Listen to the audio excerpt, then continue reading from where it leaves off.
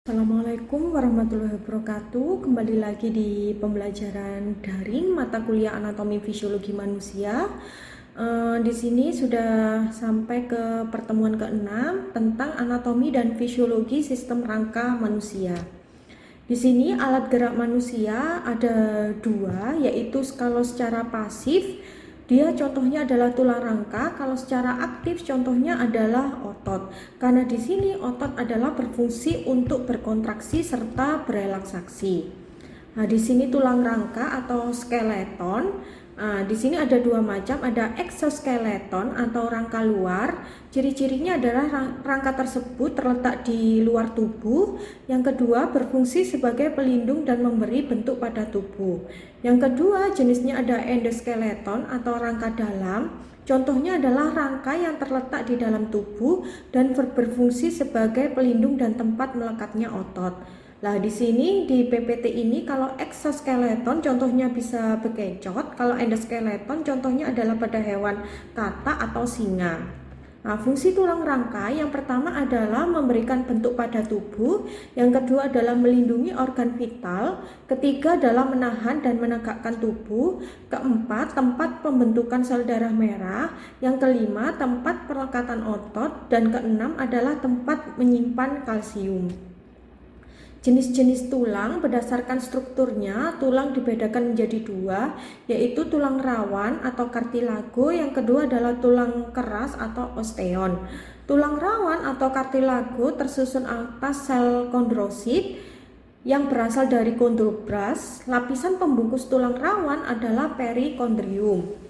Kalau tulang keras atau osteon tersusun atas osteosit yang berasal dari osteoblas. Tulang keras ini berasal dari tulang rawan yang mengalami osifikasi. Contohnya di sini misalkan tulang keras yaitu osteosit, berarti tulang rawannya adalah kondrosit. Matriksnya bisa CaPO4, BaSO4, BaCl2, CaCO3, dan tulang rawannya di sini adalah serabut elastik dan serabut kolagen. Sifatnya lentur kalau di tulang keras, tulang rawan keras dan letaknya adalah pada daun telinga kalau tulang keras. Kalau tulang rawan letaknya adalah pada tulang kepala. Nah, di sini adalah tulang rawan atau kartilago, bisa dilihat di PPT bahwa yang atas sendiri secara gambarannya ada perikondrium yang membungkus, kemudian ada kondroblas. Ini ada matriks atau cairan, di sini ada kondrosit. Nah, jika di sini sel tulang rawan itu disebut kondrosit, kalau sel pembentuk tulang rawan disebut kondroblas, dan lapisan pembungkus tulang rawan disebut perikondrium. Serat dan substansi dasar Serat dan substansi dasar intraseluler yang berada di sekitar kondrosit disebut matriks, dan matriks dapat terdiri dari serabut kolagen, elastis, dan fibrosa. Matriks ini menyebabkan tulang rawan bersifat lentur namun kuat. Tulang rawan tidak memiliki pembuluh darah, dan tulang rawan pada anak-anak lebih banyak mengandung kondroblas dan kondrosit, sedangkan pada orang dewasa lebih banyak mengandung matriks. Nah, ini macam-macam tulang rawan. Tulang rawan itu ada kartilago hyalin, kartilago fibrosa, yang ketiga ada kartilago elastis. Nah, di sini bedanya kalau serabutnya, kalau di hyalin serabut kolagennya halus dan rapat, kalau fibrosa serabutnya adalah kolagennya padat dan kasar, tidak teratur. Kalau elastis di sini serabut elastisnya serabut elastis dan serabut kolagennya tidak tersebar secara merata. Warna matriksnya hyalin berwarna putih kebiruan, fibrosa gelap dan keruh, kalau elastis keruh kekuningan. Cirinya letaknya di sini hyalin, ujung tulang keras atau cakram epifisis. Yang kedua adalah kartilago fibrosa, ruas-ruas tulang belakang atau simfisis. Ketiga adalah epiglotis atau daun telinga, berfungsi kalau hyalin adalah memberi jaringan makanan, fibrosa menyokong, dan elastis ini dapat memberi suatu tubuh supaya akan menjadi elastis dan akan menjadi relaksasi. Nah, ini contohnya secara garis besar ada tulang rawan hyalin, tulang rawan fibroblast, dan tulang rawan elastis. Tulang keras atau osteon. Tulang keras ini merupakan tulang yang bersifat kaku dan keras. Tulang keras tersusun atas zat kapur Dan tulang keras ini berasal dari tulang rawan yang mengalami osifikasi. Struktur tulang keras dibentuk dari sistem Havertz.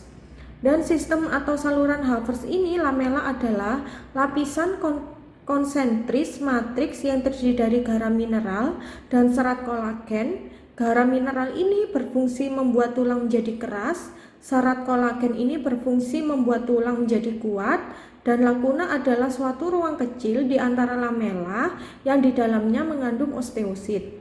Canaliculi adalah saluran yang berfungsi menyalurkan makanan dan mengeluarkan zat sisa.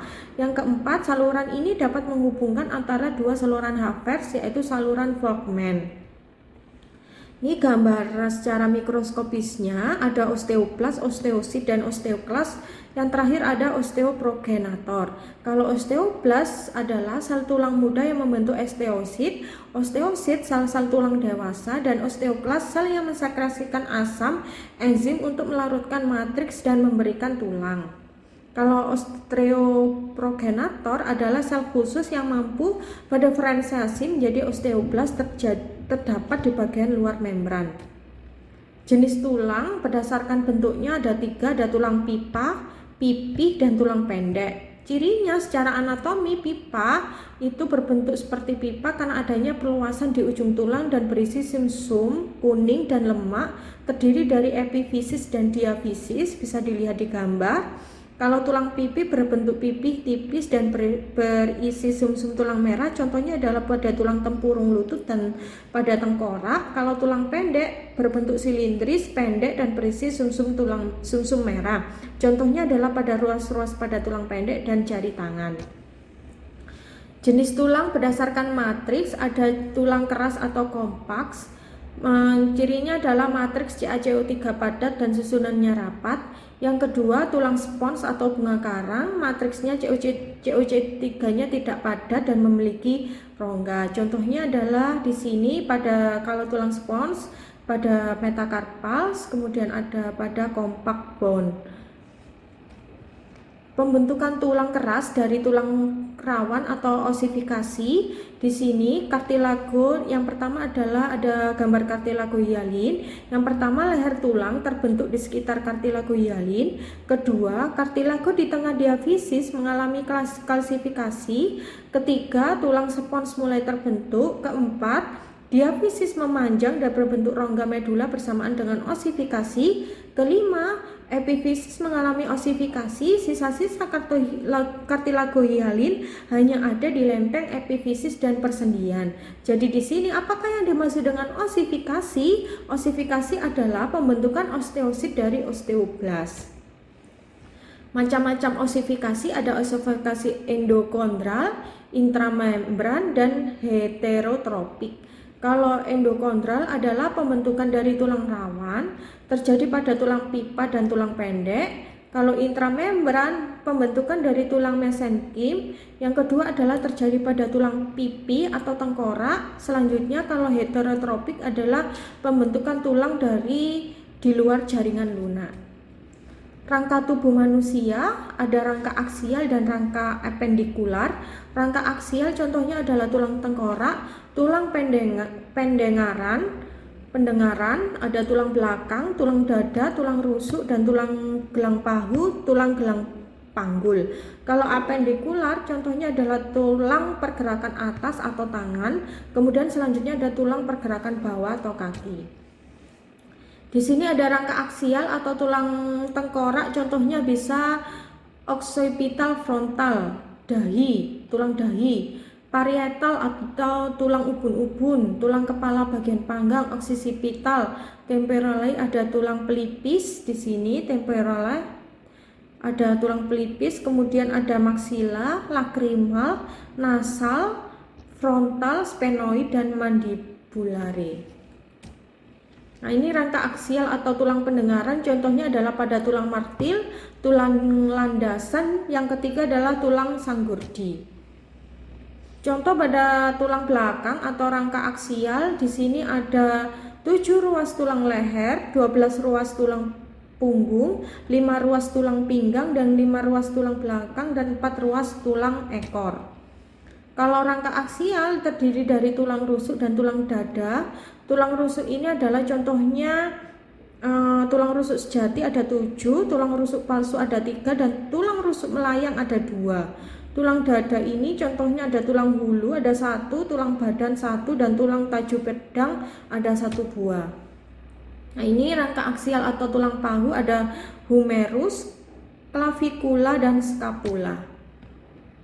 Ada tulang panggul, contohnya ada tulang usus, tulang kemaluan, tulang duduk. Nah, ini ada rangka apendikular atau tangan, ada tulang belikat, skapula, humerus, tulang lengan, tulang hasta, tulang pengumpil, tulang pergelangan tangan, dan ada tulang jari. Kalau rangka apendikular adalah pada kaki, contohnya ada tulang paha, tulang tempurung lutut, tulang betis, tulang kering, tulang pergelangan kaki, tulang telapak kaki, dan tulang jari kaki. Persendian atau artikulasi sendi adalah organ yang menghubungkan tulang dengan tulang lainnya sehingga tulang dapat digerakkan. Persendian atau artikulasi contohnya hubungan antar tulang. Fungsi sendi adalah mempermudah gerakan antara kedua ujung-ujung tulang dan berperan dalam pertumbuhan tulang ke arah memanjang. Anatomi sendi di sini ada ligamen, kapsula sendi, kartilago atau hialin, cairan sinovial, tendon, dan otot. Kalau ligamen ini jaringan ikat fibrosa yang menghubungkan satu tulang dengan tulang yang lainnya. Kalau sendi adalah lapisan berserabut yang melapisi sendi yang terdapat pada rongga. Kartilago jaringan tulang rawan. Kalau tendon jaringan ikat yang menghubungkan otot dengan tulang. Kalau otot ini alat gerak aktif. Nah, tulang yang tidak memiliki persendian contohnya adalah tulang hyoid. Karena tulang ini tidak berhubungan dengan tulang lainnya, contohnya fungsinya pada tempat perlekatan otot yang mengatur pergerakan lidah. Macam-macam persendian berdasarkan strukturnya. Yang pertama ada persendian fibrosa, persendian kartilago, dan persendian sinovial. Kalau fibrosa dia adalah tidak memiliki rongga sendi, kalau kartilago tidak memiliki rongga sendi dan diperkokoh dengan jaringan tulang rawan. Kalau sinovial di sini adalah diperkokoh dengan kapsul dan ligamen artikular yang membungkus. Macam-macam persendian dibedakan menjadi 2, yaitu sinartrosis dan diartrosis dan amfiartrosis. Kalau sinartrosis itu sendi mati, diartrosis sendi yang gerak bebas, amfiartrosis sendi dengan gerak terbatas.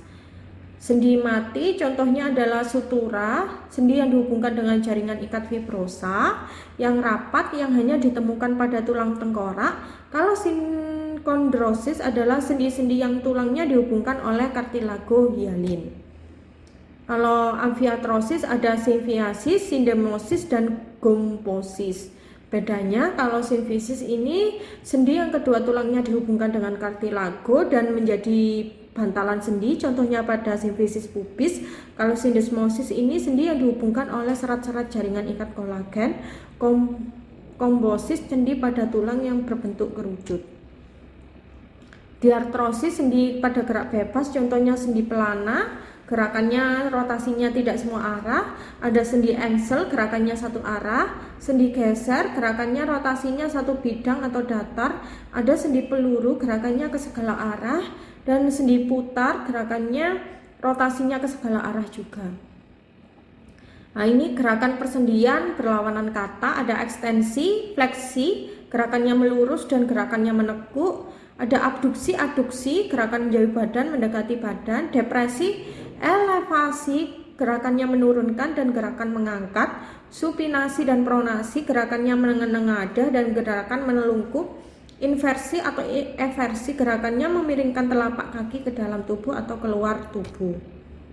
Hormon yang mempengaruhi pertumbuhan tulang ada kelenjar hipofisis anterior, hormon tiroksin, hormon paratormon, hormon insulin, hormon kalsitonin, dan hormon estrogen. Terima kasih atas di sini penjelasan saya tentang sistem rangka.